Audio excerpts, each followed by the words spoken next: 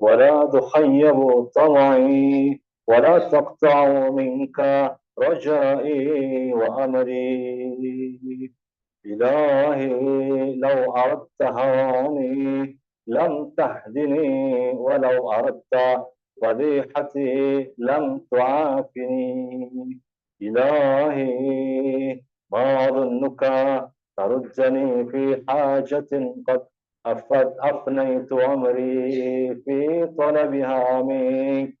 إلهي فلك الحمد أبدا دائما سرمدا، ولا يبيد كما تحب وترضى. إلهي إن أخذتني بجرمي أخذتك بعفوك، وإن أخذتني بذنوبي أخذتك بمغفرتك، وإن أدخلتني النار أعلمت أهلها أني أحبك. إلهي إن كان صار في جنب طاعتك عملي، فقد كبر في جنب رجائي أمري. إلهي كيف أنقلب من عندك بالخيبة محروما، وقد كان حسن ظني بجودك أن تقلبني بالنجاة مرحوما. إلهي وقد أفنيت عمري في شرة السهو عنك، وأبليت شبابي في سفرة التباعد منك. إلهي فلم أستيقظ أيام اعتراري بك وركوني إلى سبيل صحتك. إلهي وأنا عبدك وابن عبدك قائم بين يديك متوسلا بكرمك إليك. إلهي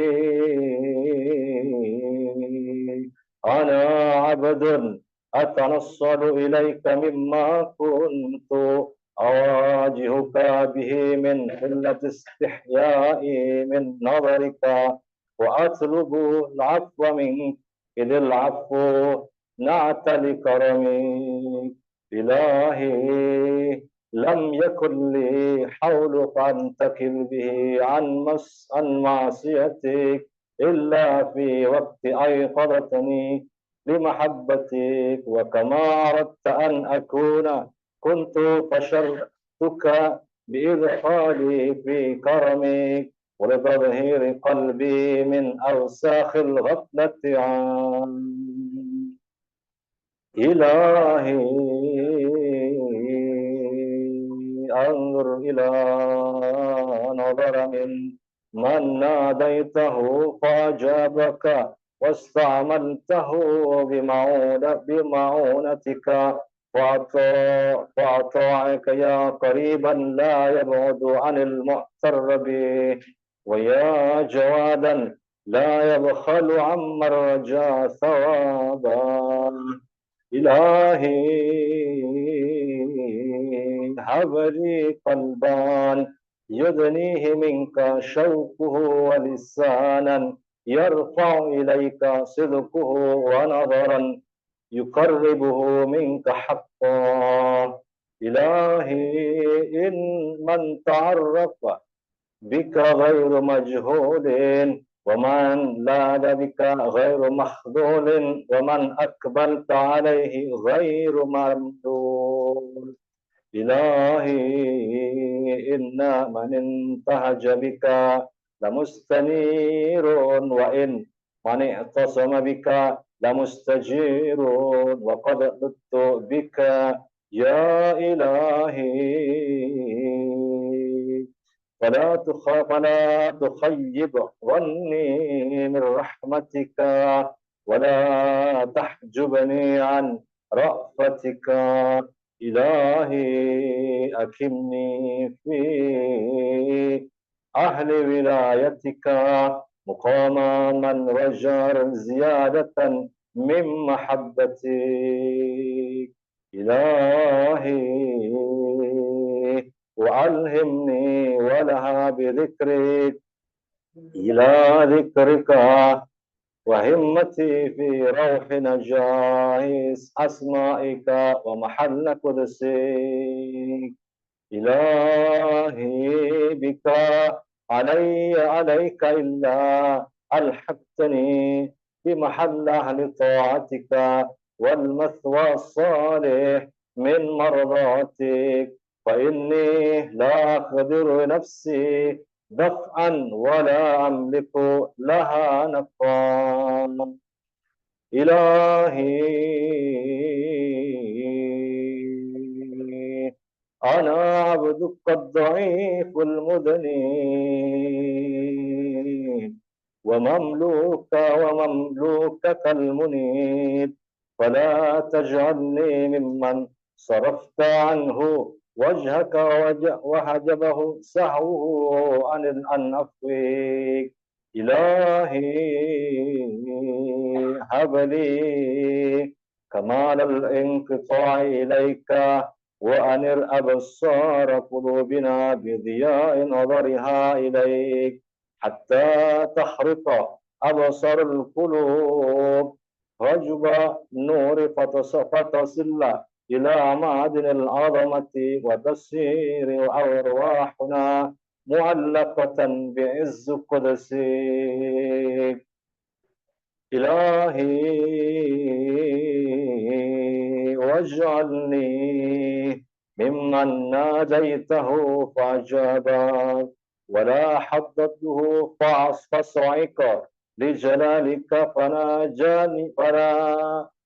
جنيته سرا وعمل لك جهرا إلهي لم أسلط على حسن ظني قنوط الأياس ولا انقطع رجائي من حجمي لكرمك إلهي إن كانت الخطايا قد أسقيتني لديك فاصفح عني بحسن توكلي عليك إلهي إن حطتني الذنوب من مكارم لطفك فقد نبهني اليقين إلى كرم عطفك إلهي إن أنا مثني الغفلة عن الاستعداد للقائك فقد نبهتني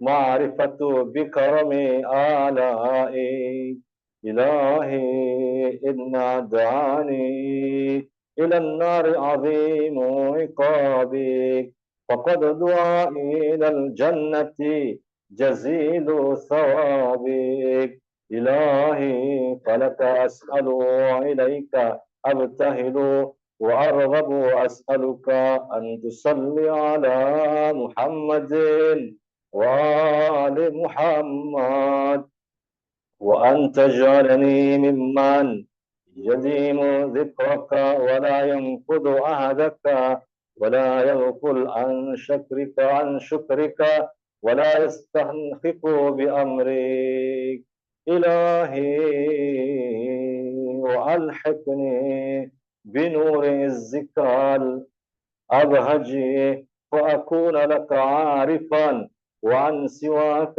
منحرفا ومنك خائفا مراقبا يا ذا الجلال والإكرام وصلى الله على محمد رسوله الطاهرين وسلم تسليما كثيرا رحم الله من قرأ الفاتحة وحفظ قبلها الصلاة اللهم صل على وآل محمد اللهم صل على محمد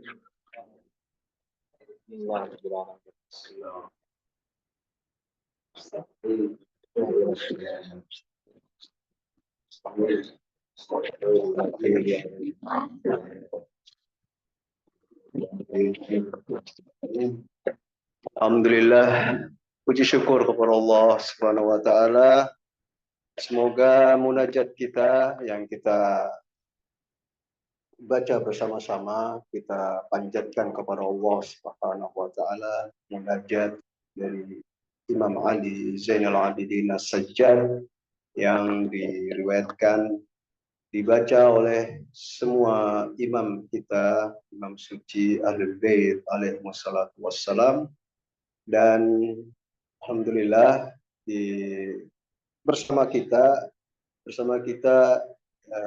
Ustadz Samahatul Ustadz Abdullah Bik. Kami juga merasa bersyukur kepada Allah Subhanahu wa taala. Semoga beliau berkenan untuk menyampaikan siraman hikmah, kita simak dan dapat manfaat ilmu dari beliau, insyaallah barang 15 menit insyaallah Ustaz. Kita aturkan tempat dan waktu untuk beliau. Shallallahu ala Muhammad wa ali Muhammad.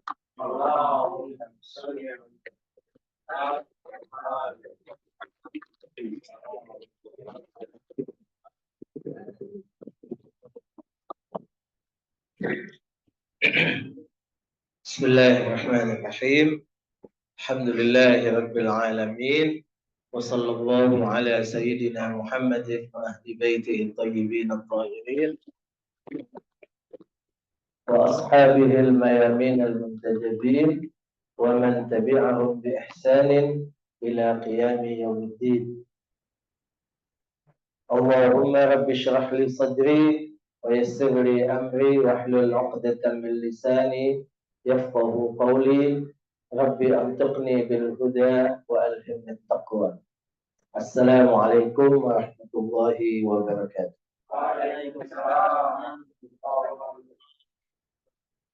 Alhamdulillah, kita panjatkan puja dan puji syukur kepada Allah Subhanahu wa taala yang pada malam ini kita dapat berkumpul untuk melaksanakan bagian daripada rutinitas yang kita lakukan, khususnya di bulan Sya'ban yang sangat dianjurkan untuk kita memperbanyak doa, memperbanyak munajat, memperbanyak salawat, memperbanyak sedekah, memperbanyak istighfar di bulan Sya'ban ini, sebagaimana juga memperbanyak puasa. Jadi dalam tuntunan Ahlul Bait alaihimussalam, sesuai dengan yang disampaikan oleh Rasulullah Sallallahu Alaihi Wasallam di penghujung bulan Sya'ban, di hari Jumat terakhir di bulan Sya'ban, diriwayatkan bahwa beliau menyampaikan sebuah khutbah yang salah satu isinya adalah menyebutkan bahwa innahu qad aqbala ilaikum syahrullah, sungguh sebentar lagi akan datang kepada kalian bulan Allah Subhanahu wa ta'ala. Syahrun du'itum fihi ila diyafatillah, bulan di mana kalian diundang untuk menjadi tamu Allah Subhanahu wa ta'ala. Di luar biasa bahwa bulan Ramadan disebutkan oleh Rasulullah sebagai bulan Allah dan bulan di mana kita semua manusia diundang oleh Allah menjadi tamunya. Kalau kita akan bertemu, beraudiensi dengan orang-orang besar di dunia ini, maka tentu perlu kepada persiapan. Kita mau ketemu bupati atau ketemu presiden, raja atau yang lain, kita perlu menyiapkan diri kita, pakaian kita, sepatu kita, mungkin bahkan parfum kita, gitu ya, semua dipersiapkan. Itu sangat-sangat wajar. Karena kalau kita tidak mempersiapkan sebagai tamu yang layak, kita akan dicemooh. Begitu juga ketika kita akan menjadi tamu Allah Subhanahu wa Ta'ala. Bahkan menjadi tamu Allah adalah tentu lebih persiapannya. Dan tentu menjadi tamu Allah itu yang dipentingkan adalah sisi rohani kita, sisi spiritual kita. Artinya selama berbulan-bulan selama ini mungkin kita berada dalam kondisi yang tidak bersih, kondisi yang kotor, dengan kesalahan dan dosa, maksiat yang biasa kita lakukan. Tidak mungkin rasanya untuk kemudian di bulan Ramadan kita akan menjadi tamu Allah. Itu akan mengotori kesucian dan keagungan Allah Subhanahu wa Ta'ala. Dengan kata lain, diri kita adalah tidak pantas untuk menjadi tamu Allah. Maka supaya kita bisa menjadi tamu Allah yang sebenarnya, layak untuk kemudian diterima oleh Allah Subhanahu wa Ta'ala, perlu kita persiapkan diri dengan berbagai upaya pembersihan diri, penyucian jiwa, penyucian spiritual kita. Karena itu bahkan dari sejak bulan Rajab dan bulan Sya'ban, kita disuruh untuk mempersiapkan diri menjadi tamu Allah Subhanahu wa Ta'ala. Dengan apa kita bisa membersihkan diri kita? Pertama, dengan istighfar, dengan memperbanyak memohon ampun kepada Allah. Minimalnya seperti yang disebutkan dalam misalnya kitab Mafatihul Jinan, setiap hari tidak boleh kurang kita membaca istighfar, astaghfirullahal-azim wa atubu ilaih, sebanyak 70 kali. Itu dianjurkan di bulan Rajab dan juga dianjurkan di bulan Sya'ban. Berharap dengan istighfar itu dosa-dosa yang kita lakukan, bercak-bercak hitam yang ada dalam diri kita, dalam jiwa kita, dalam hati kita bisa bersih dengan istighfar. Karena seperti di dalam ayat Al-Quran, Allah Subhanahu wa Ta'ala berfirman, kalla bal rana ala qulubihim bima kanu yaksibun. Ya. Kurang lebih begitu ayatnya. Ketahuilah bahwa setiap perbuatan kita itu akan membekas, perbuatan dosa kita akan berbekas di dalam diri kita, jiwa kita, titik hitam. Sehingga kalau banyak maka akan menjadi penuh, ya, menjadi gelap, menjadi kotor diri kita. Di ayat yang lain Allah Subhanahu wa Ta'ala berfirman, kullu nafsin bima kasabat rahina. Setiap jiwa itu akan terbelenggu dengan apa yang ia lakukan. Jadi setiap perbuatan dosa kita itu akan membelenggu diri kita, akan semakin mengikat diri kita. Mengikat sehingga apa? Sehingga tidak bisa untuk melakukan kebaikan. Sehingga tertolak atau tidak ada motivasi untuk kemudian melakukan ketaatan dan kebaikan. Bahkan kalau dihubungkan dengan alam sana, alam di luar materi, akan menjadi penghalang bagi kita untuk melakukan kebaikan-kebaikan. Dalam sebuah hadis, ada seorang sahabat Imam Ja'far Shadiq alaihi salam. Dia datang kepada imam, kalau bahasa kita curhat, ya. Dia mengeluh kepada imam. Dan mungkin kita juga mengalami hal yang sama, curhatan sahabat Imam Shadiq kepada imam ini. Dia bilang sama imam, wahai imam, saya mendengar betapa besarnya pahala dan betapa agungnya melakukan sholat malam atau sholat tahajud. Saya mendengar itu entah dari Imam Shadiq ataupun mungkin dari yang lain. Dan benar, memang sangat besar fadilah keutamaan sholat malam atau yang dikenal dengan sholat tahajud. Sehingga Imam Khomeini dalam bukunya 40 hadis itu, beliau di dua tempat menjelaskan agak panjang lebar tentang keutamaan sholat malam, sholat. Sahabat Imam ini mengeluh, dia mengatakan, wah Imam, karena saya tahu pahala besar, kedudukan besar, keutamaan yang sangat luar biasa, saya ingin sekali sholat malam. Tapi tidak bisa. Saya tidak bisa melakukan sholat malam. Tidak apa istilahnya? Tidak kesampaian untuk sholat malam. Kalau bahasa kita mungkin, atau kalau saya, misalnya, saya karena ingin sholat malam, saya sudah hidupkan alarm di handphone saya. Supaya bangun misalnya jam 4 sebelum subuh untuk bisa sholat malam. Mungkin 2 saya hidupkan, 2 handphone alarm, atau mungkin jam saya hidupkan. Tapi nggak terdengar juga, ya misalnya. Nggak dengar saya itu bunyi alarm. Atau misalnya dengar bunyi alarm, saya dengar, tapi saya bangun kemudian saya mati lagi dan tidur, tidur lagi. Kenapa wahai Imam? Lanjutkan. Kenapa wahai Imam?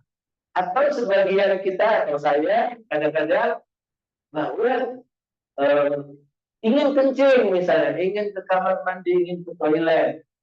Ya, jam 4. Mestinya enak dong sekalian sholat malam, sholat tahajud. Tapi enggak. Setelah kencing langsung tidur lagi, gitu ya. Keinginan ada, tapi nggak bisa terlaksana. Apa rahasianya wahai Imam?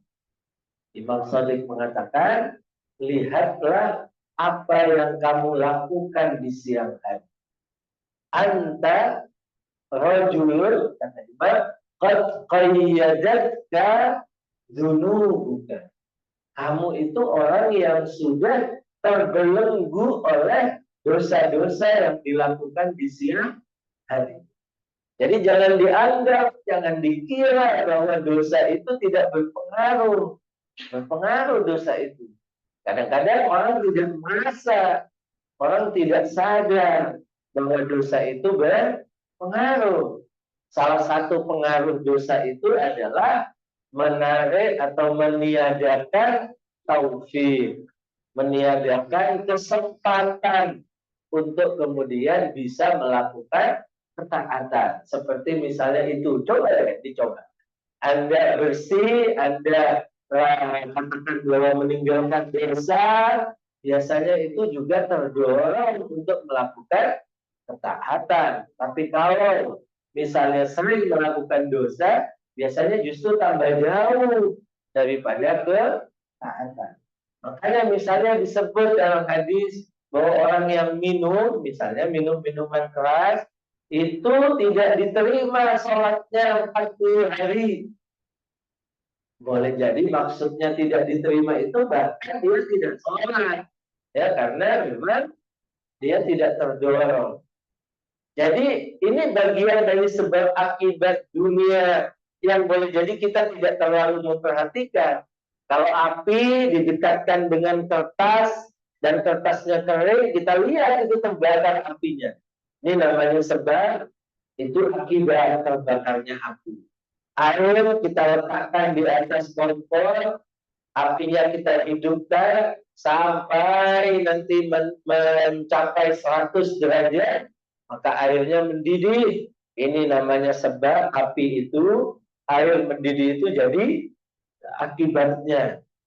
Ini di alam materi yang kita saksikan dengan mata kita, tapi di alam sana itu juga ada sebab akibat. Terjadi sebab akibat. Tapi boleh jadi kita tidak terlalu sadar, tidak terlalu memikirkan. Jadi boleh jadi bahwa hari ini misalnya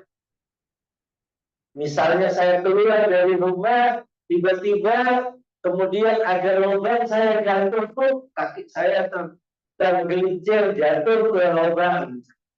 Itu boleh jadi karena ada sebab saya jatuh. Sebabnya tidak harus selamanya materi. Boleh jadi sebabnya non materi. Coba diingat-ingat, mungkin tadi subuh setelah sholat subuh saya tidak baca doa, langsung terburu-buru berangkat kerja misalnya. Maka boleh jadi karena kita tidak doa pagi tadi, maka dapat musibah. Musibahnya kecil, misalnya terkilir. Tetap alhamdulillah tidak dapat musibah ya. Itu pasti ada hubungannya yang sekali lagi kita tidak sadar. Boleh jadi kita akan mendapatkan sebuah musibah tapi selamat. Ada saja penyebab yang kemudian terlihat kita menjadi selamat. Kita juga tidak tahu kenapa saya jadi selamat. Mungkin doa orang tua kita, yang boleh jadi kita tidak tahu bahwa orang tua kita mendoakan kita, dan berbagai hal yang boleh jadi ada sebab-sebab. Ya, bahkan dalam hadis dikatakan bahwa jangankan kita manusia, burung, ya, burung yang sedang terbang dan kemudian kena tembak oleh seorang pemburu. Kenapa kena burung itu? Kenapa tidak kena burung lain? Katanya hadis itu mengatakan boleh jadi burung itu karena lupa atau tidak membaca tasbih yang seharusnya dia baca di hari. Karena kita tahu semua alam, semua yang ada di alam ini bertasbih kepada Allah dengan caranya sendiri-sendiri. Dan boleh jadi burung itu adalah karena lupa tidak bertasbih kena musibah. Maka itu juga ada. Jadi jangankan pada manusia, pada burung pun seperti itu dikatakan dalam hadis. Jadi kembali kepada tadi bahwa dosa-dosa yang kita lakukan itu akan menghambat, akan mempersulit kita untuk melakukan ketaatan. Dulu kita mau jadi tamu Allah, mau berpuasa. Kalau kitanya belum bersih, maka boleh jadi nanti bulan puasa sudah datang.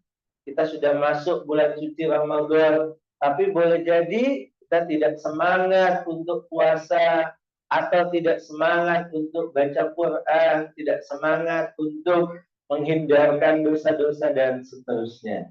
Karena itu dari sekarang, bahkan dari bulan yang kemarin, harusnya setiap kita adalah mempersiapkan diri dengan pertama istighfar.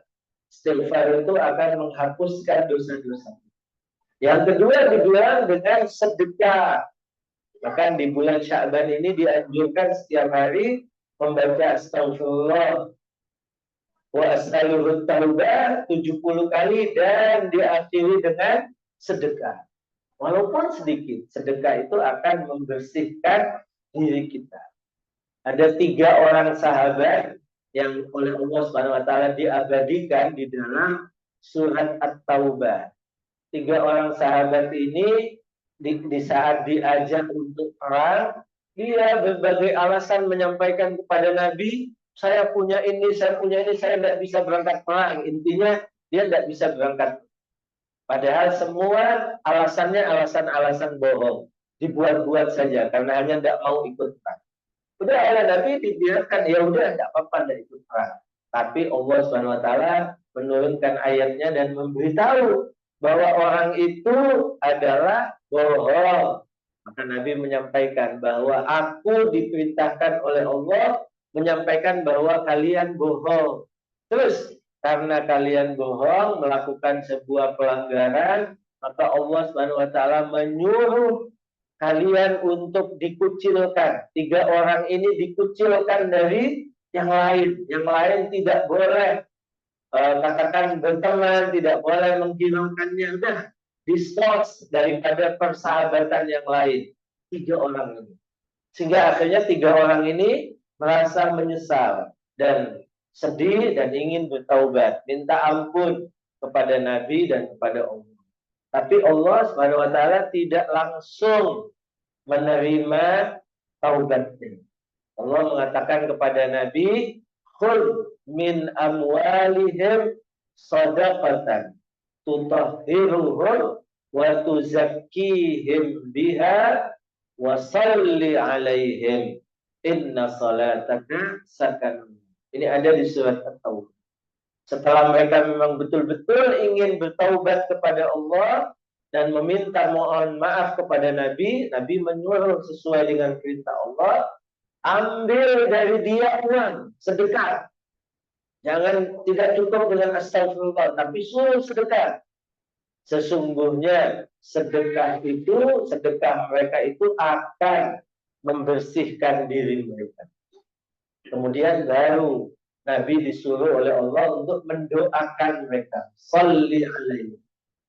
Yang doa Nabi itu akan memberikan ketenangan kepada diri mereka. Jadi ayat ini menegaskan bahwa di antara yang bisa membersihkan diri dari dosa itu adalah sedekah.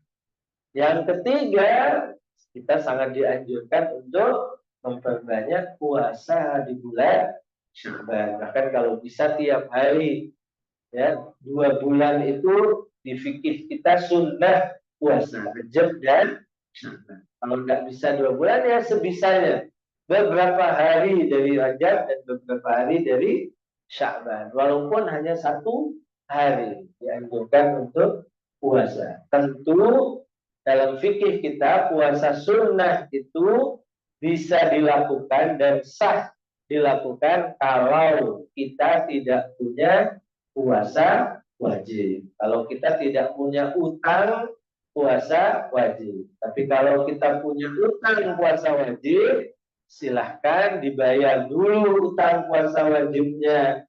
Jangan puasa sunnah.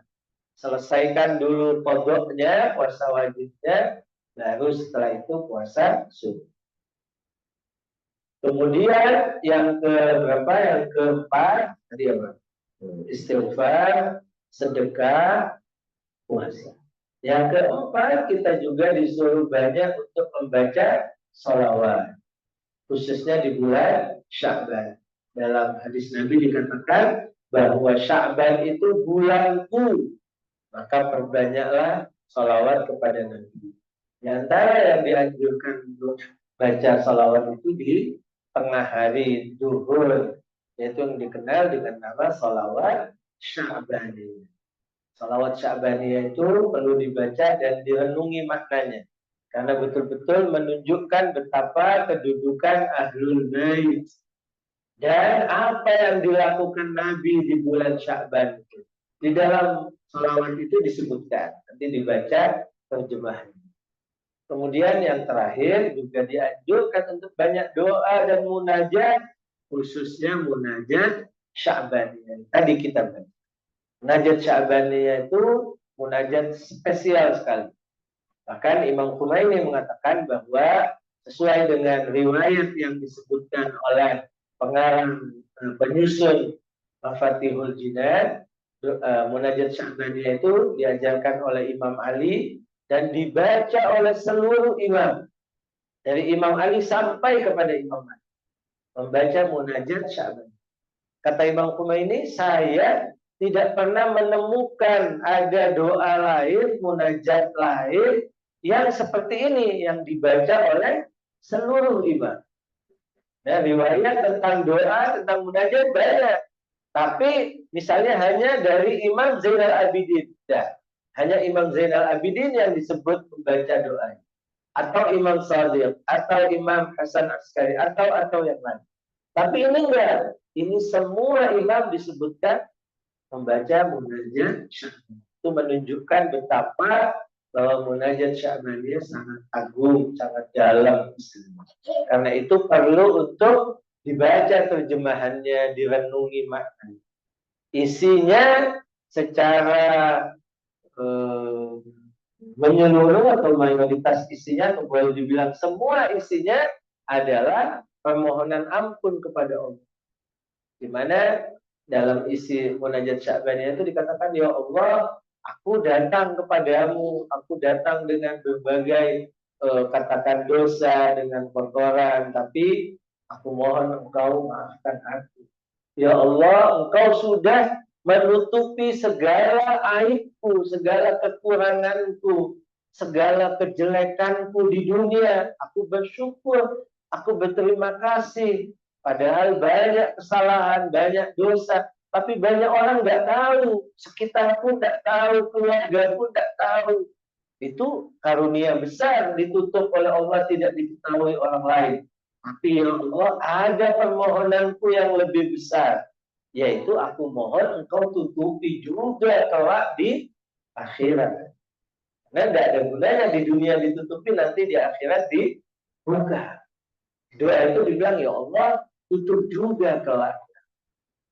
Ya Allah, jika memang ajalku sudah dekat, tapi amalku belum menunjukkan aku dekat padamu, maka aku jadikan pengakuanku atas dosa ini sebagai perantara untuk aku mendekat. Ya Allah, lihatlah pada hatiku yang paling dalam. Jangan lihat kepada perbuatanku, kepada anggota tubuhku yang kotor dengan berbagai kesalahan dan dosa. Tapi lihatlah dalam hatiku yang paling dalam, yang di situ ada kecintaan padamu. Ya Allah, kalau Engkau masukkan aku ke dalam neraka-Mu, maka aku akan katakan bahwa aku adalah mencintaimu, ya Allah. Tidak akan hilang cintaku dari dalam, cintamu dari dalam diriku. Ya Allah, jika Engkau menuntutku atas kesalahan dan dosaku, aku juga akan menuntut pengampunanmu kepadamu. Dan begitulah terus sampai di antara doa yang bahkan menjadi katakan stressing Imam Khomeini itu doa di penggalan munajat Sya'baniyah itu dikatakan, ilahi habli kamalal inqita'i ilaih. Ya Allah, berikan kepadaku kesempurnaan putus dari selainmu, tapi aku hanya menuju. Artinya kita tidak menggantungkan harapan kepada selain Allah. Harapanku hanya padamu, ya Allah, dan putuskan dari yang lain-lain. Karena tidak ada yang bisa memberikan kecuali Kau. Ya Allah, berikan cahaya hati kami sehingga akan hilang semua hijab-hijab, semua penghalang-penghalang itu.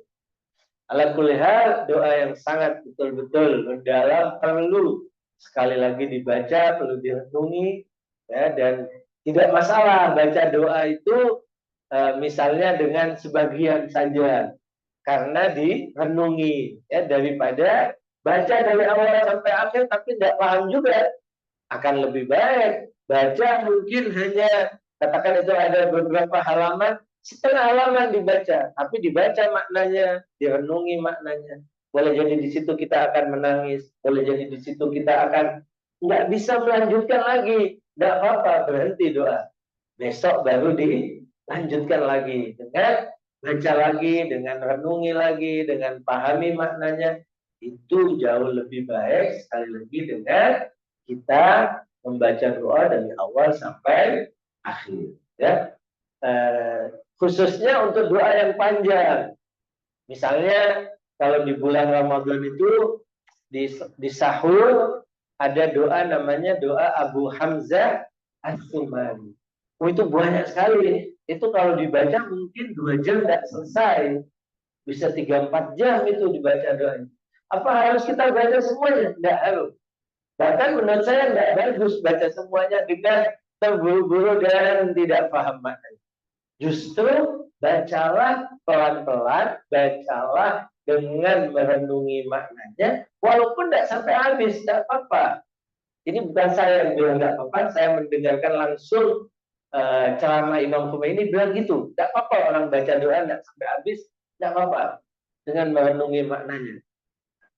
Jadi malam ini boleh jadi hanya 1 halaman dan direnungi maknanya dan nangis, itu justru akan betul-betul punya efeknya, akan membekas bagi kita. Besok lanjutkan lagi, besok lanjutkan lagi. Boleh jadi 1 minggu baru selesai itu doa buat nggak apa-apa. Nanti kalau sudah selesai ulangi lagi dari depan. Jadi 1 Ramadan boleh jadi mungkin 4 kali, 5 kali itu sudah bagus daripada tidak sama sekali. Ya. Daripada sahur kita hanya untuk makan saja. Ya, sahur itu bukan untuk makan. Sahur itu untuk ibadah juga. Makan juga ibadah, tapi ada ibadah lain yang jauh lebih bermakna ya selain makan.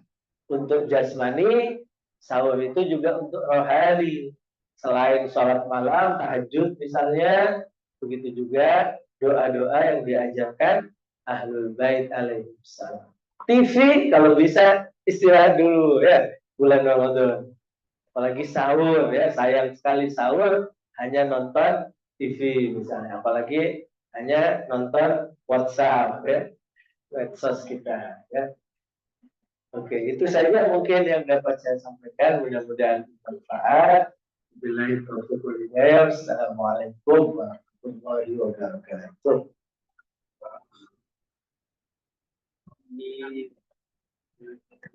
Terima kasih kepada Ustaz Abdullah. Kita tutup majelis dengan membaca hamdalah. Alhamdulillah, masyaallah. Allahumma shalli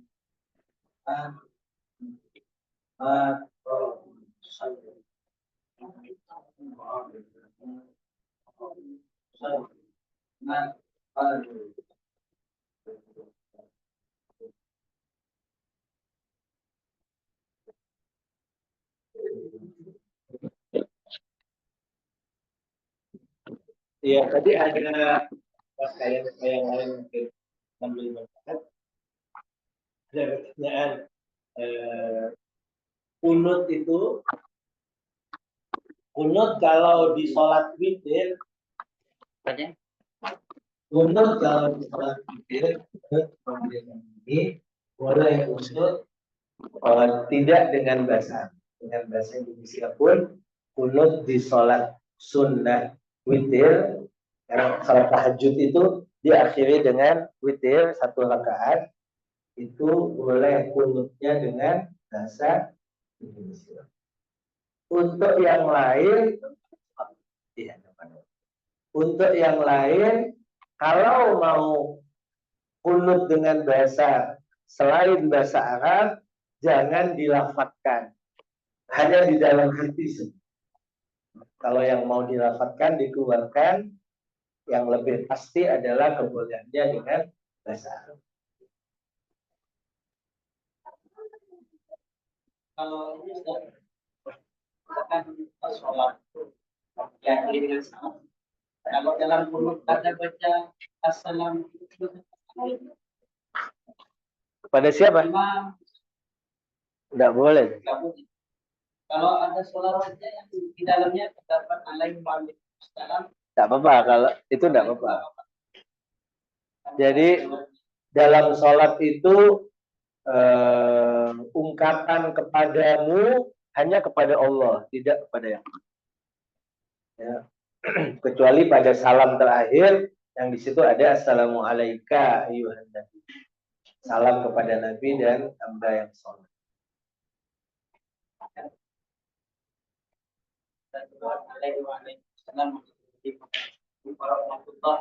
Tidak apa-apa itu, karena tidak kepadamu, mereka.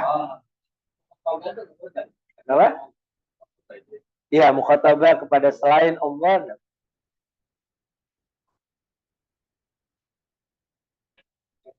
Tidak. Ya. Salawat, tidak apa-apa itu, karena menyebutnya bukan kepadamu, kepada.